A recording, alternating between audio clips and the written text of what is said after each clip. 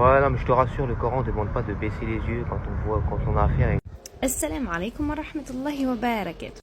Bon, alors, mon frère, s'il y a bien un coiffeur ici, c'est toi. Et c'est le pire des coiffeurs. Subhanallah, le pire des coiffeurs. Pourquoi je dis ça? Parce que le frère, dans sa vidéo, il dit que, ouais, mais tu connais, les musulmans, c'est des coiffeurs, et ils aiment bien couper les versets. Et du coup, il nous cite le verset, qu'ils baissent leur regard. Donc en gros, il dit à la sœur que Allah n'a pas demandé aux hommes de baisser leur regard, que les musulmans y coupent les versets et qu'il y a un contexte dans ce verset et qu'il s'agit en fait de baisser son regard quand on rentre chez quelqu'un. Donc, déjà, c'est toi le plus gros des coiffeurs. C'est toi le plus gros des coiffeurs et le plus mauvais des coiffeurs. Pourquoi? Parce que le verset, c'est pas ça. Donc, le verset, c'est le verset 30 de la sourate An-Nur, où Allah subhanahu wa ta'ala dit « Et dit aux croyants de baisser leur regard et de préserver leur chasteté. C'est plus pur pour eux, et certes, Allah est parfaitement connaisseur de ce qu'ils font. » Ça, c'est le verset en entier, d'accord? Toi, tu n'as cité qu'une petite partie du verset où Allah dit « Et dit de baisser leur regard. » Donc déjà, c'est toi qui coupes les versets. Déjà. À partir du moment où on ouvre un Coran et qu'on vérifie tes paroles, on se rend compte que c'est toi le coiffeur et c'est toi qui coupe les versets. Bref. Ensuite, tu dis que ce verset, il a un contexte. Et que ce contexte, c'est quand tu rentres dans la famille de quelqu'un. Du coup, selon quelle source? Quel savant a dit ça? Selon quel tafsir? Qui a dit ça? De qui tiens-tu ça? De qui tiens-tu ta science que Allah subhanahu wa ta'ala a dit aux gens de baisser leur regard en ce qui concerne quand tu rentres chez quelqu'un? Qui a dit ça? Tu prends ça d'où?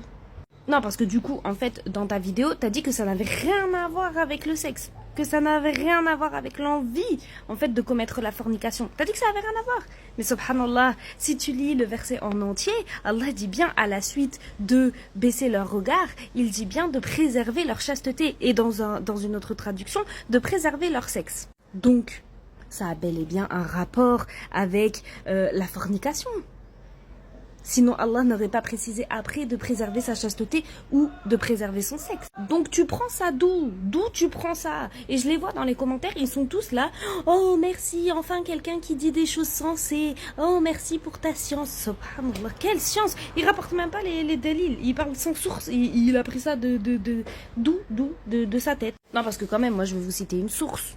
D'accord? Moi, je vais vous citer une source. Donc, selon Ibn Kathir, dans son Taysir, d'accord? Où il dit, Allah a ordonné aux croyants de baisser leur regard et de ne pas regarder ce qu'il leur a interdit, et en particulier les femmes qui ne sont pas de leur famille et qui leur sont permises en mariage. Donc, on voit bel et bien que ce frère, il a tort sur toute la ligne, que tout vient de sa tête, qui parle avec ses passions, qui parle avec son cœur, d'accord, qui parle pas avec source, il ne parle pas avec délil, il parle avec ses passions en fait. Sauf que Allah nous le dit à plusieurs reprises en fait, que nous devons éviter de porter le regard pour préserver notre chasteté, parce que sinon ça peut nous mener à la fornication. Et d'ailleurs le prophète alayhi salatu wassalam, il a dit qu'il y avait 3 types de fornication: la fornication des yeux, la fornication de la bouche et la fornication de la main, d'accord. Donc la fornication des yeux et de la bouche, regarder et parler au sexe opposé sans être marié peut pousser à la fornication. Donc s'il te plaît, parle avec source, vraiment, ça m'en fait bégayer tellement c'est incroyable. En plus, comment on peut du coup dire aux gens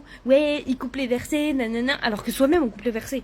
Toi-même tu coupes les versets, subhanallah, comment tu peux dire aux autres ouais, les musulmans c'est des coiffeurs, ils coupent les versets. Mais c'est toi le plus gros des coiffeurs, je comprends pas. Subhanallah, vraiment faites attention qui vous prenez votre religion parce que là c'est très facilement réfutable en plus.